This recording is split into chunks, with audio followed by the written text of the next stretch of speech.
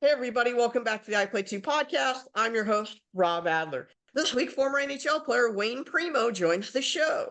In 1994-1995 with Owen Sound, he led the team in goals, assists, and points. He turned pro at 19 and immediately won the Calder Cup with Rochester of the American Hockey League. In the NHL, Wayne played over 700 games and he scored a goal in the 1999 Stanley Cup Finals while playing for Buffalo. His brother, Keith Primeau, was a 2004 NHL All-Star with Philadelphia. His nephew, Cayden Primeau, currently plays with Montreal, and his son Mason was drafted by Vegas. Wayne, welcome to the show. Thanks for having me, Rob. Thanks for being here. How you doing? I'm doing great, thanks. Growing up, how did your love of hockey come to be? I grew up in a town called Whitby, just east of Toronto. I moved there with my family when I was 5 years of age. We moved from Markham, Ontario to Whitby, and my dad put me into hockey in Markham. And then when we moved to Whitby, continued to play. And actually, my dad was hoping to actually play me as a defenseman to start, but we didn't have enough kids at tryouts. And that year I played forward and scored 100 plus goals. And he figured, you know what, I'll just keep him at forward. So that was kind of where it started. And that's where it all began. With your brother also playing, how competitive were you guys growing up? We were competitive, but there was almost a 5 year age gap. So even when he left to play junior in Hamilton for the Steelhawks, he was a late birthday. So he was 15 and I was 10 and a half. So as kids, our childhood of living together and growing up was kind of taken away early because he moved away from home at an early age. But we still obviously both loved the game of hockey and we both chose the same career path, and we got to train in the summers together and we got to hang out in the summers, his family, my family, and we both have cottages on the same lake that my parents have a cottage on that we grew up on, and we spent a lot of time together even though we missed a lot as kids. Was there any kind of advice that he gave you as your career was starting, whether it be in the junior level or if you were starting in the NHL? I think the biggest thing was he always said that legs are the biggest thing that you need to work on, getting stronger legs and make sure you don't skip leg day, that it's a crucial part of the game and getting more explosive quicker and being stronger on your skates. And I always listened to that and tried to do as much legs as possible in the off season. As a kid, did you play any other sports growing up? I did. I spent my summers playing lacrosse. I played box lacrosse. Field wasn't as popular. It started to come around a little bit as I got into my teenage years. So I played a little bit of field lacrosse. We had a team that went over to England and played a bunch of exhibition games against some teams over in England. And as soon as the hockey season was done, I would play lacrosse and still spend my summers in the rink, but just not on ice. Because box lacrosse in the States anyways isn't as well known, could you kind of talk a little bit about the rules, the players, and the differences between box lacrosse and the regular lacrosse? You have the NLL now, which is growing and nice to see. It's a great sport. If you have a chance, you should get out and watch it. Same thing. I mean, you have offense and you have defense. There's 5 players on the court with a goalie. It's a physical game, just like hockey is. It's running, not skating. But a lot of similarities, great for hand-eye coordination, great for conditioning, great for the physical side of just fighting off checks and everything else like that. So I think if you were to ask around, there's a lot of hockey players that played lacrosse growing up.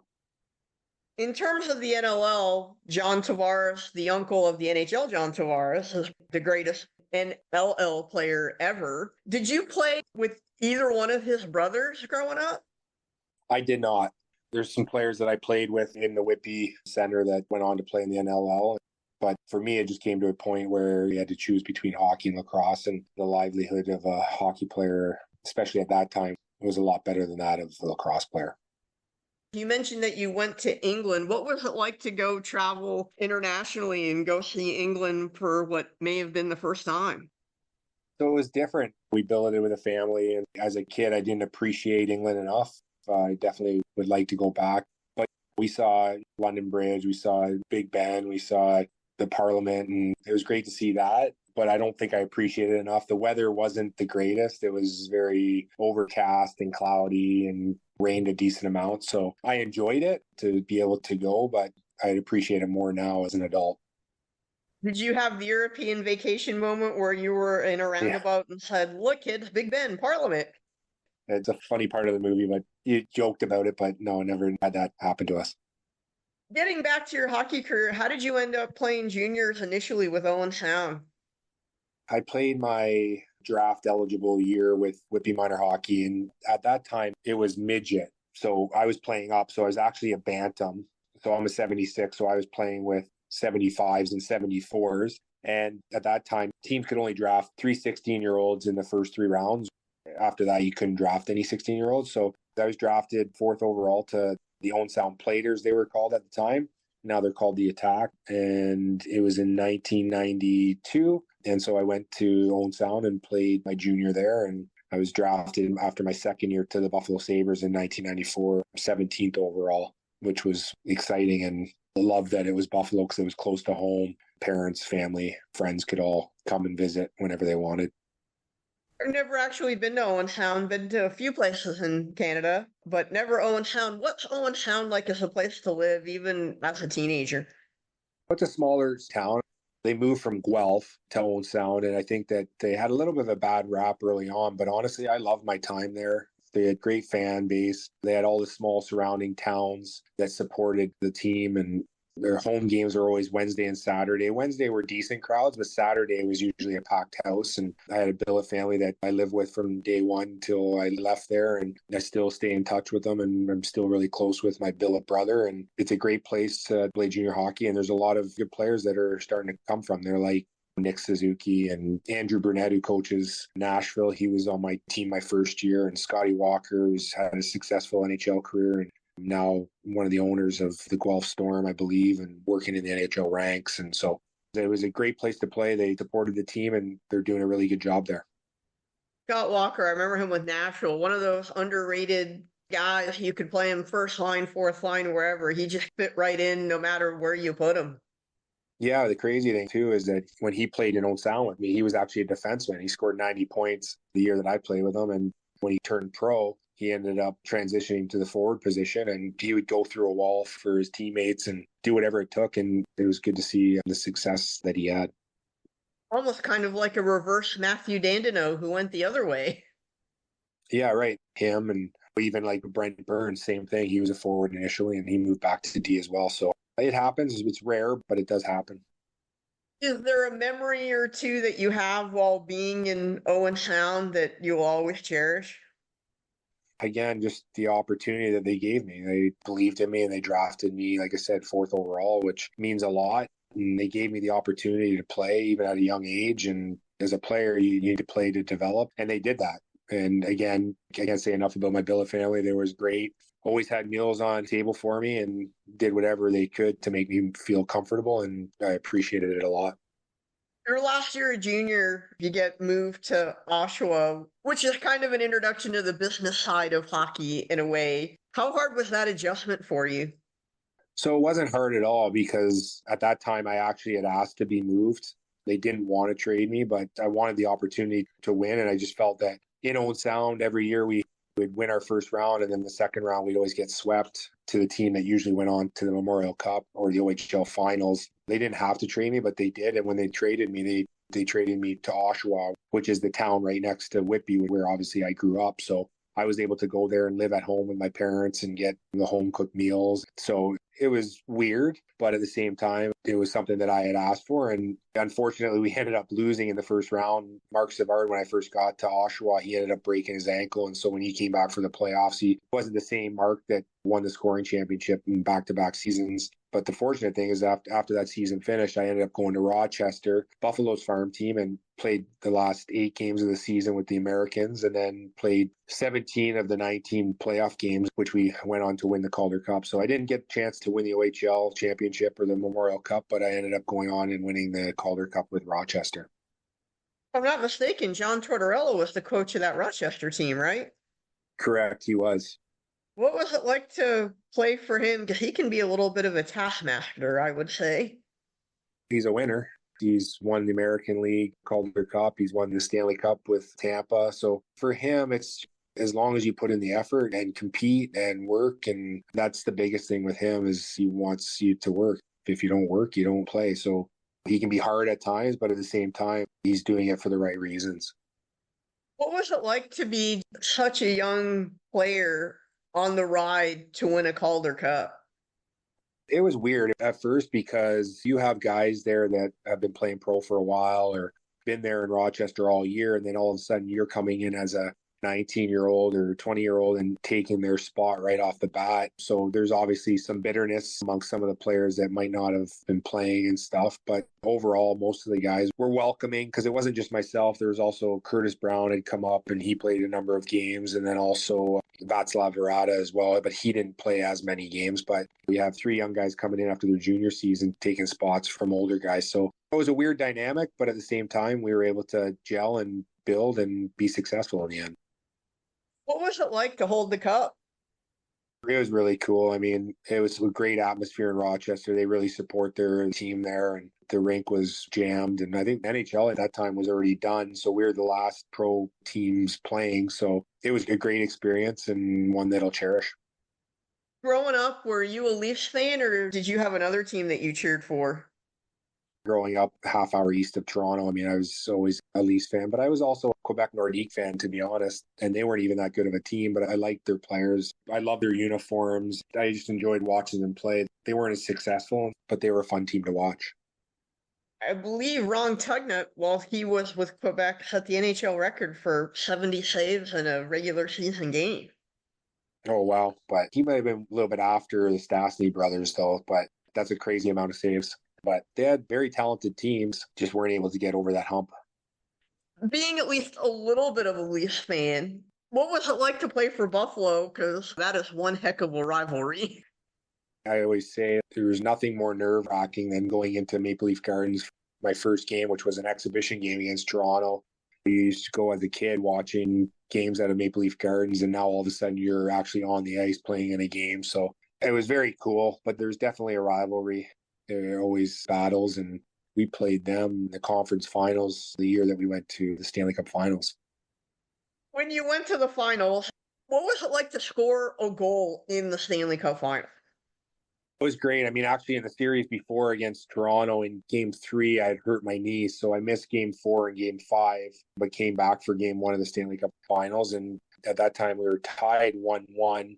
I was playing net front on the power play, and there was a shot from the point from Zhitnik, and rebound came out, and I was able to chip it over Belfour's shoulder. So it was pretty exciting. Unfortunately, they ended up tying the game up, but we ended up winning in overtime. There's honestly nothing better than being the last 2 teams standing in the Stanley Cup Finals. Everybody's eyes are on those 2 teams, and it's just a thrill of a ride. You really do need everything to go your way. Healthy bodies, getting the bounces, having goaltending, which we've obviously had. And the other thing, too, is you need all 4 lines going. You need contributions from all 4 lines. It can't just be your top guys.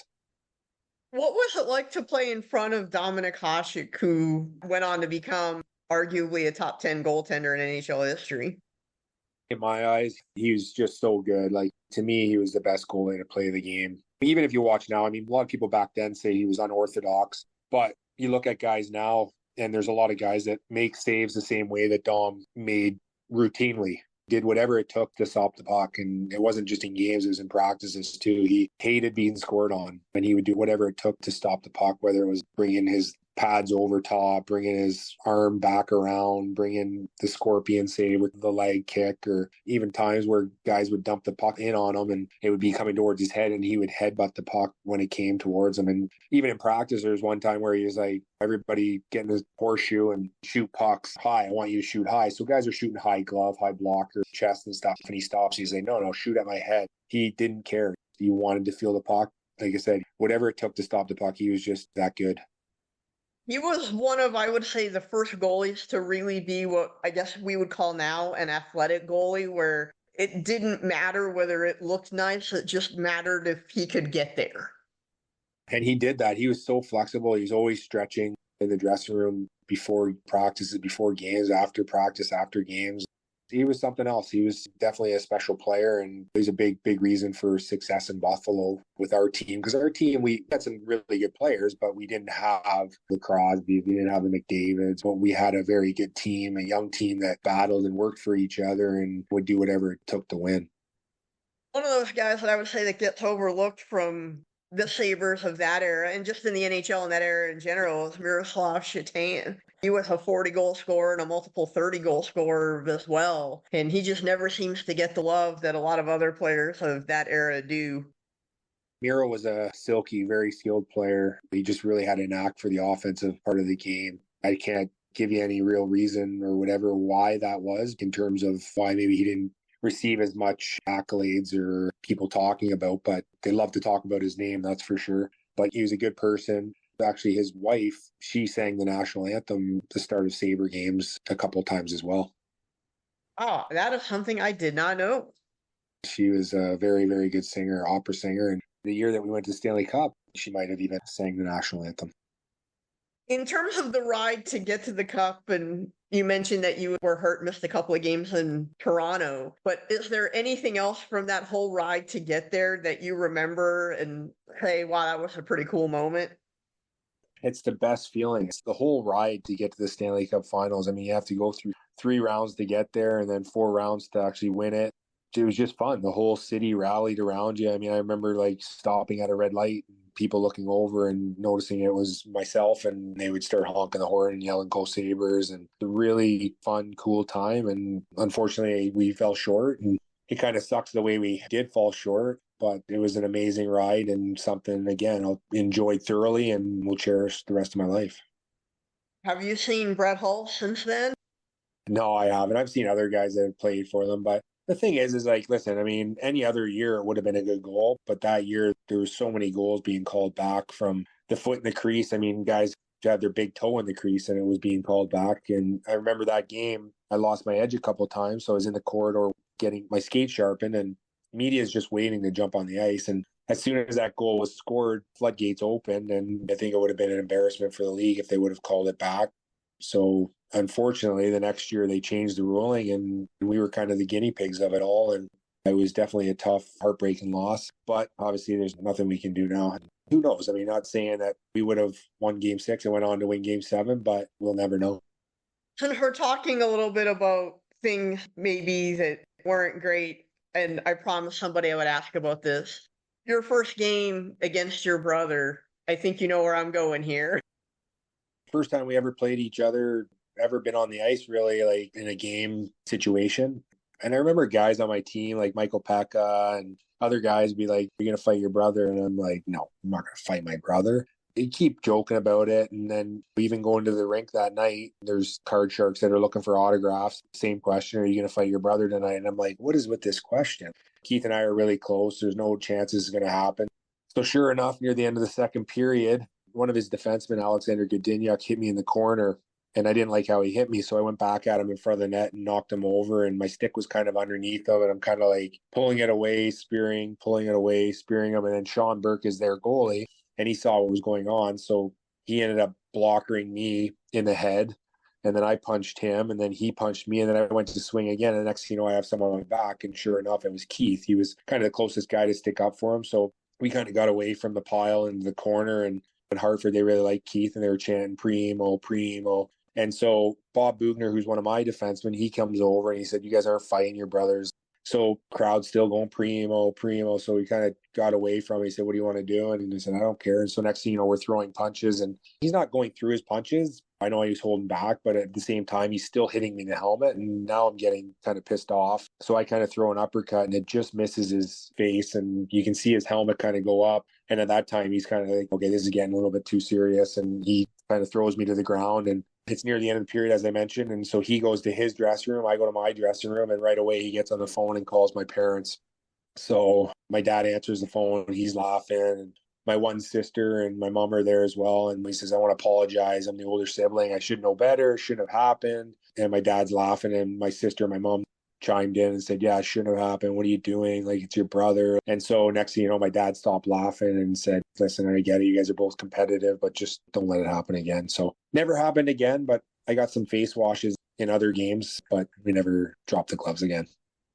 When you see brothers right now, let's say like the Kachuk brothers, who are both pretty big guys, and people want to see it, you're from the other aspect of this. So when you hear people saying, should it happen, what does that make you think? The game of hockey is a competitive sport, and you're taught to do whatever it takes to win. And did I think that that was going to happen? No chance I thought that that was going to happen, but It did. It wasn't as you're trying to kill each other like you would with any other person, but I think in the end, we're probably happy that nothing too bad happened in terms of one of us getting injured. While you're in Buffalo, you get traded to Tampa Bay. Did that catch you off guard at all?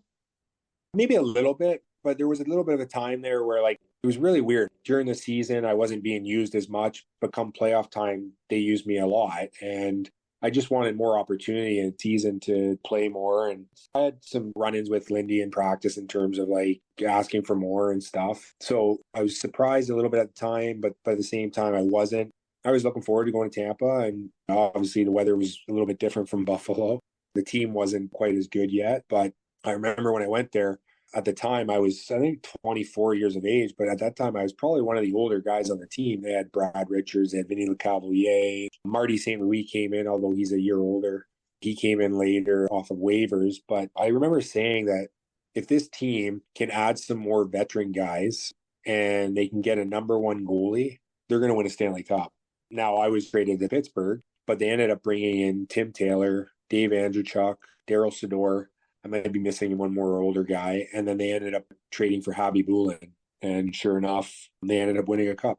They had some really good players there. And then they added the pieces that were missing with some veteran leadership and a goaltender that was the lead at that time. With Marty St. Louis, who's now obviously the coach of the Canadiens, was there anything that you saw playing with him that you could see he would make a really good coach later on? He had to work his whole career to prove people wrong. I mean, he was on the smaller side, so no one believed that he could play in the NHL. But then you look at a guy like Tortorella, who was in Tampa, and he gave him every opportunity, and he went with it. But he was a guy that after games, he would be in the gym and he would be doing deadlifts and cleans and stuff like that to work on his explosiveness. And for a smaller guy, he had really, really big legs. And you could see he was explosive and he had a good knack. He was always an offensive player. And when he was given that opportunity by Torts, he ran with it and ended up having a Hall of Fame career. So good for him. When you got traded from Buffalo to Tampa, I have to think you could say, wow, I'm going from snowstorms to the beach. Oh, yeah, for sure. I mean, it was crazy that that trade deadline happened and it was finishing off the season and staying in a hotel for the remaining part of the year. And you'd go practice, come back, and you'd basically hang out by the pool. It was that nice. That's a good way to live, if you ask me. Not too shabby. From Tampa, you get moved to Pittsburgh. What was it like to have the opportunity to play with Jagr and Lemieux? Actually, when I was traded, there was the year Mario came back out of retirement. And so as a kid, I mean, Mario was my favorite player growing up. So now all of a sudden I'm playing with him. That was pretty surreal. I ended up killing penalties with him and played a few games on his line, but it was pretty cool. I mean, we had a lot of talent there. We had Alexei Kovalev, we had Martin Straka, we had Robert Lang, we had Jaromir Jagr, we had Mario. So there was so much skill. And that year we ended up going to the conference finals. And that was also the year that Ray Bourque was traded to Colorado. So I thought for sure Colorado was in the other conference finals. And I thought it was going to be a Mario versus Bourque Stanley Cup Finals. But we fell short in the conference finals against New Jersey. But what an amazing thing to be able to play with your childhood idol. Was there anything from being able to practice with Mario as well that you were able to learn and say, okay, I need to try to do that to make myself a better player? No, not really. I mean, he was just an exceptional talent. I mean, I think that honestly, if he would have stayed healthy and played a whole career healthy, I mean, I think he could have broke a lot more records. And he was just so big and had crazy hands and so smooth and so strong on the puck and hard to move off the puck. So he was a joy to play with, and he was obviously fun to watch too. I can't imagine what it's like to play with a childhood idol. Yeah, it was crazy. And the other thing too is that at the time he also was our captain, but he was also our owner. I don't know if there's many players that are put in that situation. So it was kind of weird as well. For people who might not be as familiar, especially younger listeners, with Mario, because he's been out of the game for 20 years, could you describe his importance to the city of Pittsburgh? He was huge because there was a lot of talk of Pittsburgh Penguins not staying there, but obviously him coming in and then Jagr coming in as well. They rejuvenated that organization. And as I was there for the few years that I was there, after time, they started to lose a little bit. So they went in the direction that they wanted to lose and lose a lot so they could be rewarded in high picks. And that's where they were able to grab Fleury and Crosby and Malkin and again rebuild and go on and win another 3 Stanley Cups. With that run to the conference finals, I remember Johan Hedberg, aka Moose. Just how important was he? Because he kind of, I don't want to say came out of the blue, but I can't think of a better phrase. He didn't play that much in the regular season and then just got hot in the playoffs. Well, they traded for him. And I remember the first practice, I was like, I don't know. He seems small. He doesn't seem like he covers a lot of the net. I don't know if this is going to work out, but man, did it work out. He was lights out in the playoffs and he ended up going on and having a successful career. But the city really embraced him. And there's a town called Heidelberg that people like spray painted a couple of letters off to create it. So it said Hedberg, and he came from the Manitoba Moose. So he had the Moose helmet. So they all started calling him the Moose. And he was great for our run that year. Being a hockey fan, I've heard all kinds of things about Jaromir Jagr, his training techniques, his quirkiness, and things like that. Are there any stories that you have about Jagr? The only thing that I remember is him telling me when he was younger, probably when he was like 10, 11, he would just stand in front of the TV and just do squats instead of just sitting there, do hundreds and hundreds of squats just to build up his leg strength and stuff. And it helped in the end because he was a strong guy on his skates and hard to knock off the puck, and his legs were huge. When your time in Pittsburgh ended, you ended up moving on to San Jose. Kind of the same thing. Was that something that you were looking to have happen, or did it catch you off guard?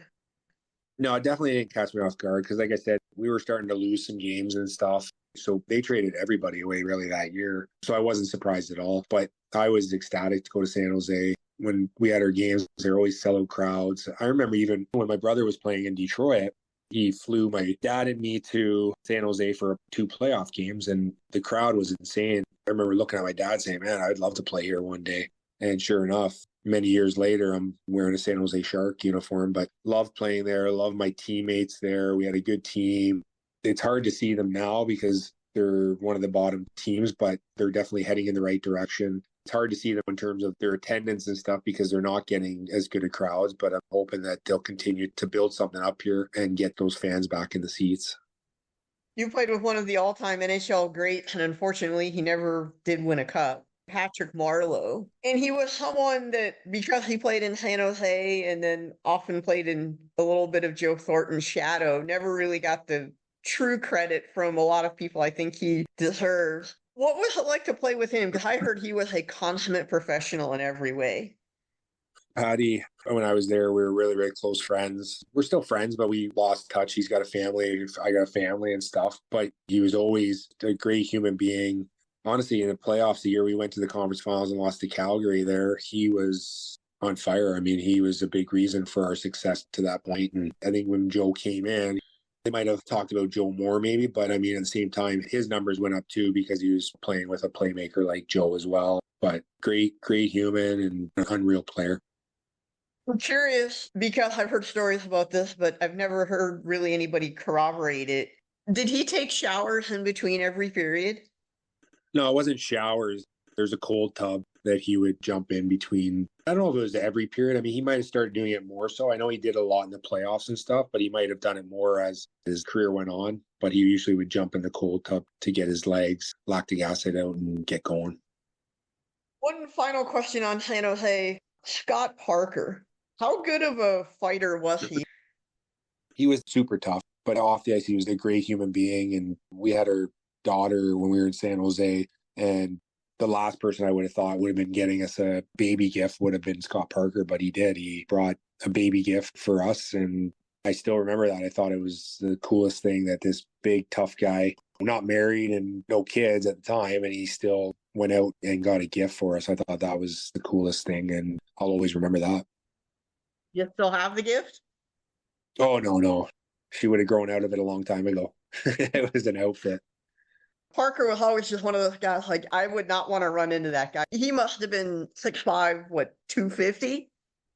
Yeah, and then he had the goatee went with it, right? So he had that scary look for sure, but he was a great person off the ice.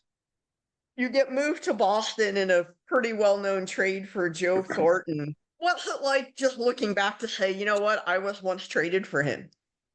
You can look at it two ways, that or the amount of people that say it was the worst trade. But that was one that really hurt.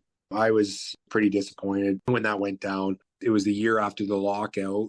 I became a free agent, actually, and ended up signing 2 years with San Jose. I took less money. I had other teams that wanted me to come. And 3 months into the season, our team was struggling a bit. And we were actually in Dallas at the time. And we took a warm up. And around 10 minutes, I usually go to the bathroom or whatever. And they're calling me to go into the coach's room. So I'm like, okay. And they were calling Brad Stewart and Marco Sturm. And I'm thinking, we're on a little bit of a slide. You guys are veteran guys. Let's try and get the guys going or whatever. And sure enough, we're in the coach's room and Doug Wilson walks around the corner. And right away when he walks in, I'm like, oh, man.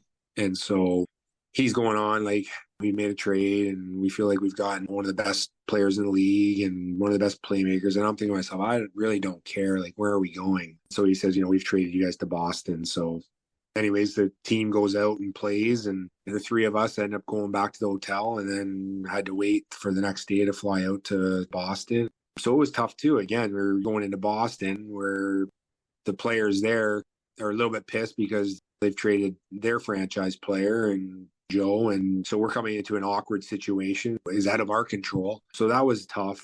And I think that there's fans that weren't happy with it and stuff. But I look back at it, and in the end, I think it was honestly the best thing for both organizations. I talk about this kid all the time, not a kid anymore, but when I went there, Patrice Bergeron, I mean, this guy, he's legit on and off the ice, just a true professional.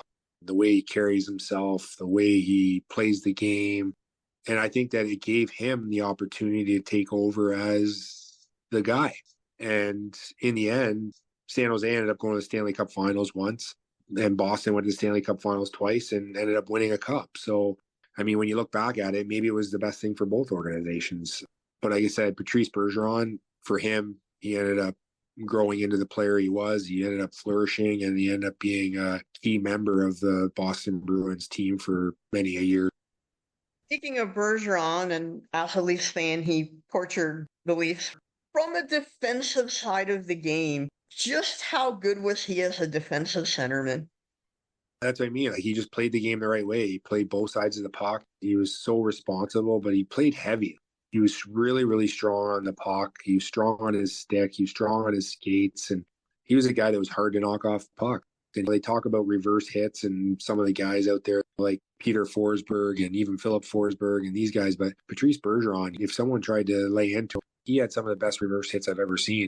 He was just so strong. And again, he's just a professional on and off the ice. He took care of himself off the ice. He was always cordial with every player that came through that organization. No matter if you were in the East Coast or the NHL, he treated everybody the same. The following year, I think you were there the first year that Zdeno Chara was there. Yep. Because you're a big guy yourself, but Chara's huge. What's it like to see somebody 6'9" on skates? Here's another guy, too, that talk about professionalism. I mean, the amount of ice time that he played in a game and what he did before games to get himself ready, he would work out for like 20 minutes before a game. Not heavy weights, but he'd do weights, he'd do TheraBand stuff, and he did so much before a game. I remember even doing some with him over like a 3 to 5 game period. I like to warm up, but this is crazy.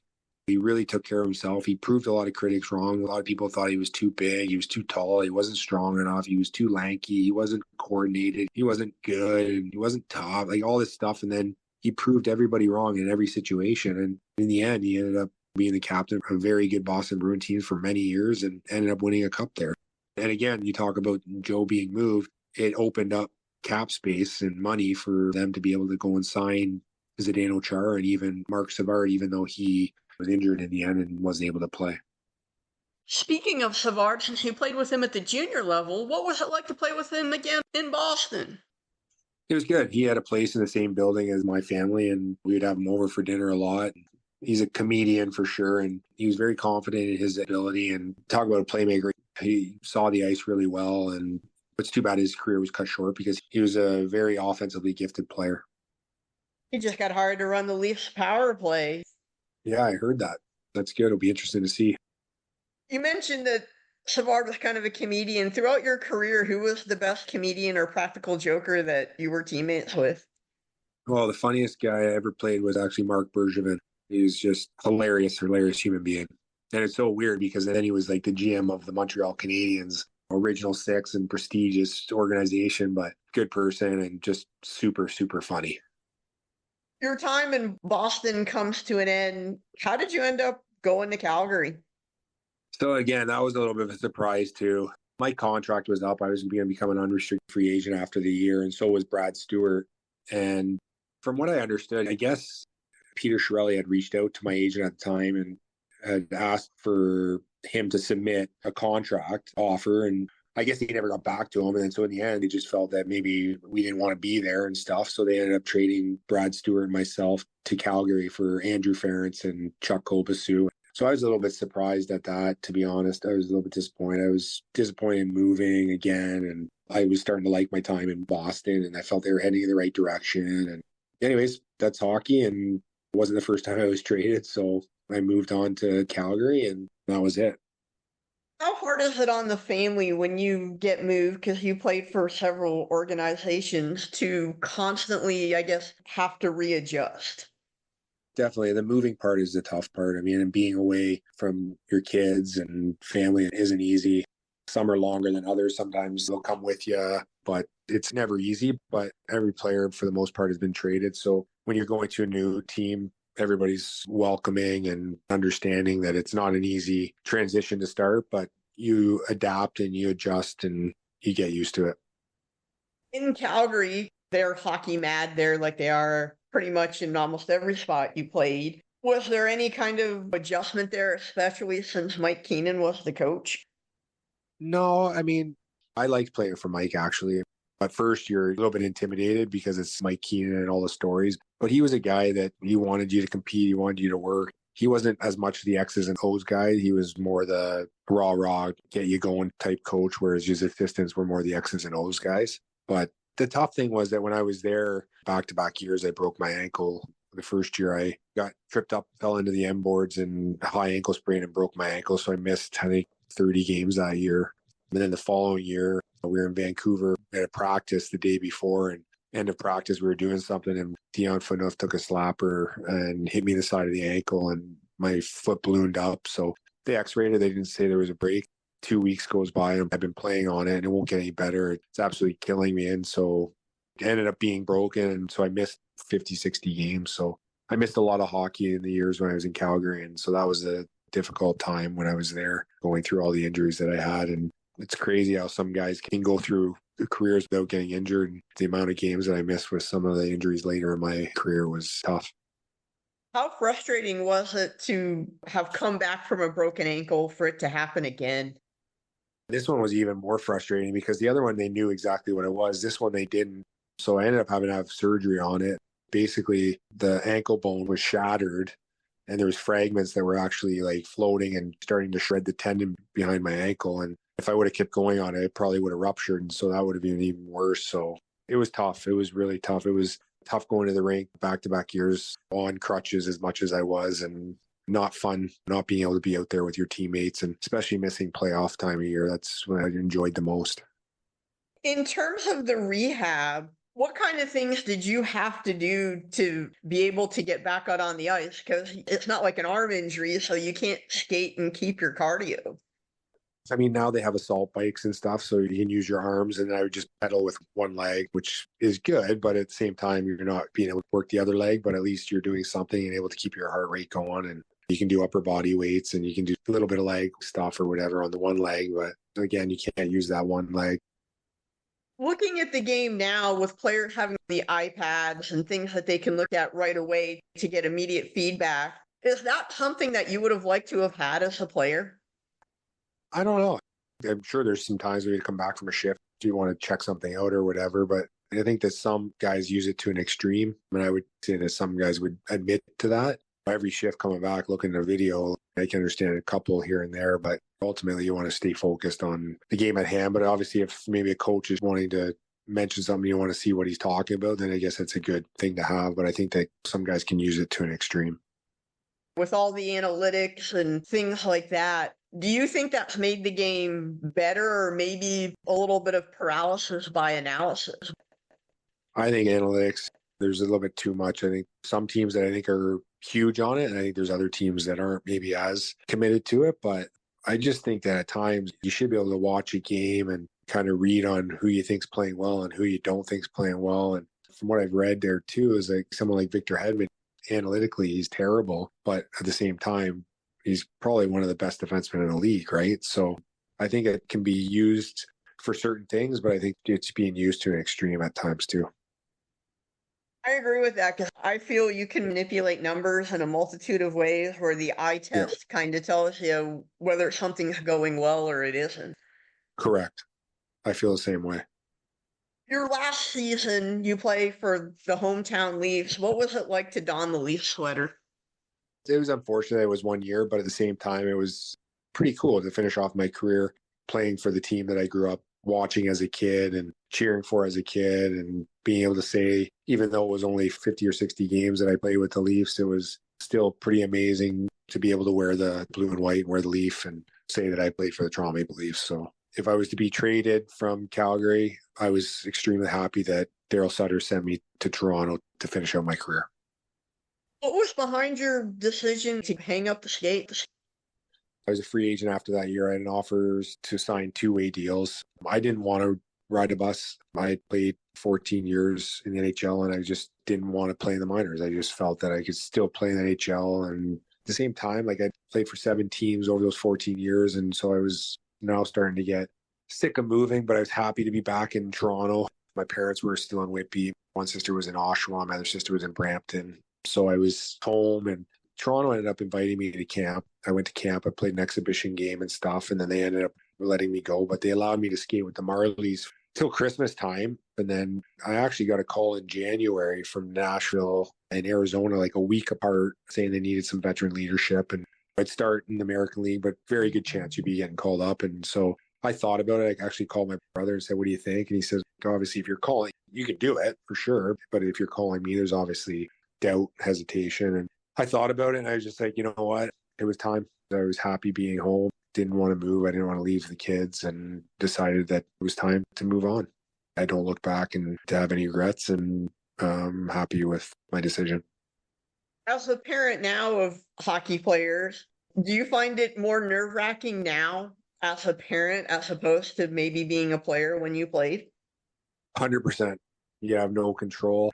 You're more nervous. You want to see your kids do well. You want to see them happy. You want to see them succeed. And playing a sport is not always the easiest as everybody might think. I mean, obviously, there's some good money if you're playing at a high level and everything else, but there's a lot that goes with it, and it can be tough, and it can be wearing on you physically and obviously mentally the most. But you want to give your kids that opportunity, and you want to see them live out their dreams. But when you're playing, you can control things, whereas when you're not, all you can do is sit on the sidelines and cheer and hope for the best. Nowadays, you're doing a little bit of coaching and running some camps and stuff like that. From what you observed with various coaches throughout your career, what have you been able to learn to communicate to both your kids and also the players that play for you to help them get better? So when I was done playing, I coached my oldest all the way up. And then my youngest, I was helping coach. This year, I'm going to step aside and be a father and watch from the sidelines, which I'm actually looking forward to. So it allows me free time to go watch my other kids, and they're playing. But honestly, you can always work on your skill and everything else. But the one thing you do need to do is you need to work and compete. I think that's not just in hockey, but that's just in life general. You have to put in the effort and work and, like I said, compete and do what it takes to be successful. Out of all the Primos, putting size aside here, who is the best athlete in the family? That's hard. I would maybe say my daughter. My daughter's got a lot of skill, a lot of attributes. So I probably say my daughter. With the startup of the PWHL, is that something for her in the future? Personally, I do believe she could play in that league, but I don't know if that's what she wants to do, to be honest. I mean, she's enjoying playing her college hockey, but I think that there might come a time where she might want to move on. I don't know. It's still a year away or whatever. I mean, at that age, I just think that kids change their mind constantly. So I'm not sure. I'm not sure if that's what she'll decide, if she'll want to put her name in for the draft, or if she'll want to just move on and start life in the real world. From the teams that you didn't play for, what was your favorite road city to go play in? Ooh, that's a tough one. I could say, well, Montreal is one of the best. The atmosphere there, the music they play, they sell out every game. So Montreal is probably one of the better cities. Chicago, New York, and LA are also all great places. My dad's a Montreal Canadiens fan. He will love to hear that. Because you played with Toronto your last season, what was it like to be a part of the Leafs Canadiens rivalry? It was good. I mean, I was part of some rivalries, like you said, Toronto and Buffalo. You had Boston and Montreal. You had Calgary and Edmonton.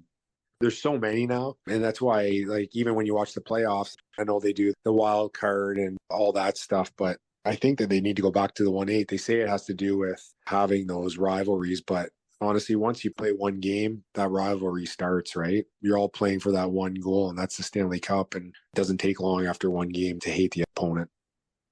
I love division games. I also think playing in the division in the first round, in a weird way, I kind of feel keeps the competitive balance where one division doesn't get better than the other in the conference. In the first round, you could lose some really, really good teams, right? So I don't think they're going to change it, but I would like to see them go back to 1-8, 2-7, 3-6, 4-5. But the game's in a good place. Nothing better than the first round of playoffs because in a day you can watch 4 games, which is cool. I'm right there with you. I'll have 2, 3 going to 1. Yeah, exactly. What would you say hockey has given you? Obviously, it helped me support my family, and also I met a lot of great people inside and outside of the game, even though, like I said, I've played on 7 teams in 14 years, but I met a lot of good people in different cities, got to live in a lot of different places and see a lot of the states. Wayne, I want to thank you so much for joining the I Play 2 podcast and playing with different guys like Bergeron, San Luis, and Mario Lemieux. Talking about your career playing all over the place, Buffalo, Calgary, Pittsburgh. Thank you so much and continued success. Thanks a lot, Rob. Appreciate having me on, Rob, and good luck with your podcast.